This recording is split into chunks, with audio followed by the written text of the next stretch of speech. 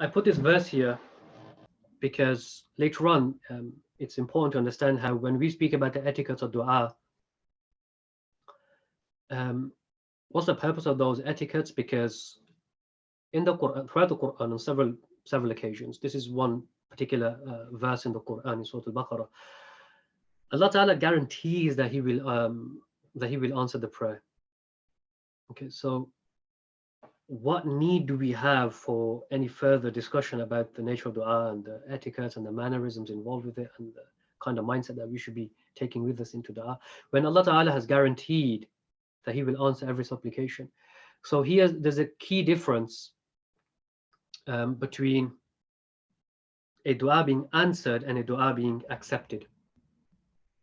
So any dua that is accepted will certainly be answered by Allah subhanahu wa ta'ala, and the dua will certainly be answered in one of three ways. That's coming later. A dua is always answered. Any dua which is accepted by Allah subhanahu wa ta'ala, it will guaranteed be answered, and it will be answered in one of three ways which are described by the Prophet sallallahu alaihi wasallam, and we'll see that later. But the condition here is that the dua is accepted. When we speak about the mannerisms of dua and our sincerity of making dua and all these conditions and important etiquettes that we have for dua, the purpose of those is to motivate the dua to be accepted in the first place.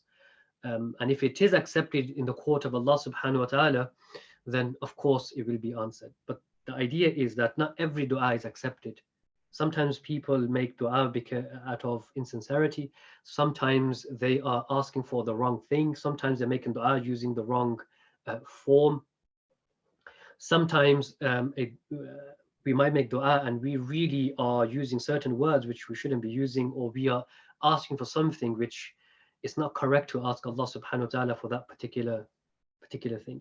Sometimes we make dua to Allah ta'ala not to seek His guidance, but we've already made up our minds that this is what we want and this is what I need. And when we make dua with that mindset, is it really going to be accepted? That's something that needs to be looked at. But if it is accepted, if a dua is accepted, certainly it will be answered in one of three ways. So there's a hadith of the Prophet ﷺ, in which the Prophet ﷺ described three unique gifts that Allah Ta'ala has given to this ummah.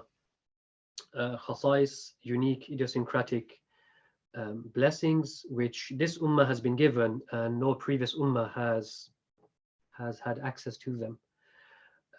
In the course of that description, the Prophet ﷺ mentioned something very interesting.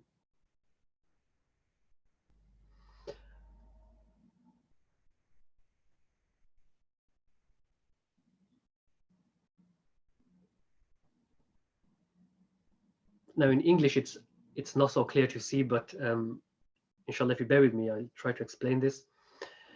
The Prophet ﷺ in this hadith spoke about how when the previous prophets were sent, like the Prophet Musa alayhi salam, Allah Ta'ala said to them that, to that prophet, right, to that one individual, not his nation, but Allah Ta'ala addressed that one individual prophet individually and said to him that you supplicate to me. It was a command, make dua to me, and I will answer your supplication. And I've underlined the word your here because it's singular in Arabic. It's I will answer your, meaning you, that prophet. I will answer your supplication. There's no mention of the followers of that prophet. There's no mention of answering or responding to the supplication of the followers of that prophet. However, when our prophet was sent, Sayyidina Muhammad sallallahu alayhi wasallam, Allah Ta'ala's command was, and we see this in the Quran again and again, that if you, the followers, make dua, all of you, so not just the Prophet Muhammad sallallahu alayhi wasallam, but all of his followers till the last day, if you supplicate, make dua to Allah Ta'ala, then I will definitely answer all of your du'as. Every single individual, every single believer, every member of this community, every member of the ummah of the Prophet Muhammad sallallahu alaihi wasallam. That's quite unique because this guarantee was never given to any past nation. It was a guarantee which was reserved for the ummah of Sayyidina Muhammad sallallahu alaihi wasallam. And of course, the reason why this unique quality was given why this gift was given to this ummah was because of the Prophet Muhammad sallallahu alaihi wasallam himself.